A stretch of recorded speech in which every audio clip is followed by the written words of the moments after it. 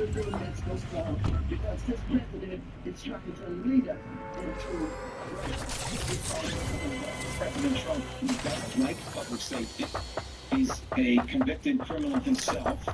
He pardons people who are criminals and do pretty dastardly things, like cause the deaths of 5 different law enforcement officers during January 6th. What is the reality on the ground in the district?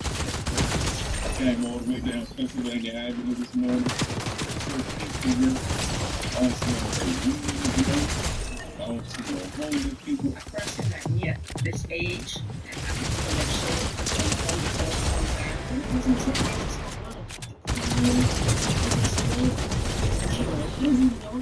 Since the 1950s, Washington, D.C.'s crime rate has been unmatched.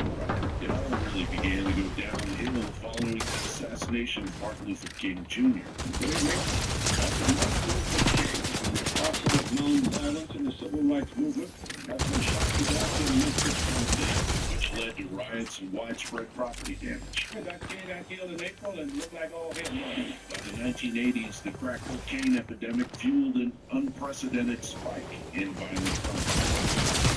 Peaking in 1991 at 400. band, like 4 5 years, and like 2 And burning D.C. the infamous title of the murder capital of the United States. Victims were shot mowing the lawn, ripping the Washington area in fear in the fall of 2002. 3 more were wounded, including a 13-year-old boy. The snipers turned out to be John Allen Muhammad, a mentally disturbed man who planned to kill his wife and wanted it to look like she was another random victim. He was executed 7 years later. D.C. eventually reached a homicide rate of 80.6 per 100,000 people. At the time, homicides dropped to a low of 20 on the 12. However, post-2020 crime surged again. Since a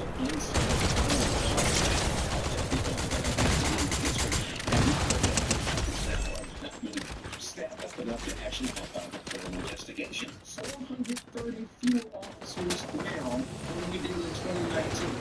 And like the lowest number of officers since it reached the 1970s. Homicide has increased by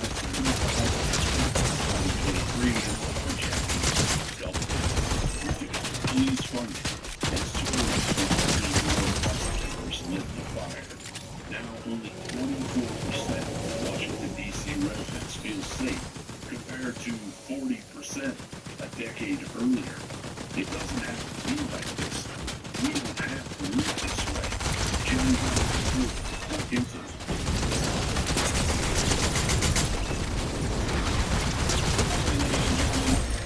Let's look at the reset on the early in the host seat. Chase guys will be rejoining in the fourth quarter. We're going to open up the phone line. We're going to take a lot of calls in this hour. Chase will then be taking more calls in the fourth hour. The guests coming up from Canada who went into the illegal hiking grounds. That's right, it's illegal to hike in Canada now. And so he's dealing with the legal issues there. He's going to report to us on that.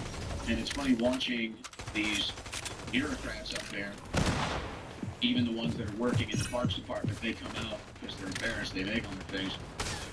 They say, oh, well, actually, it wasn't about the forest fires. You can walk in the woods and you can protect your paint at home. Sit here and say, what's the logical conclusion of this reason? Well, eventually you just live in a cage. You just become a prisoner on this planet. Because anything you could do could be harmful, dangerous. Now, of course, I don't think that's where they're actually trying to go here. I don't think that's what this lady is insinuating, that that's the world she wants to live in.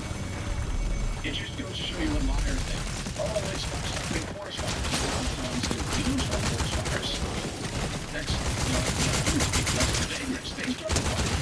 What fire you understand us? We take care of the forest.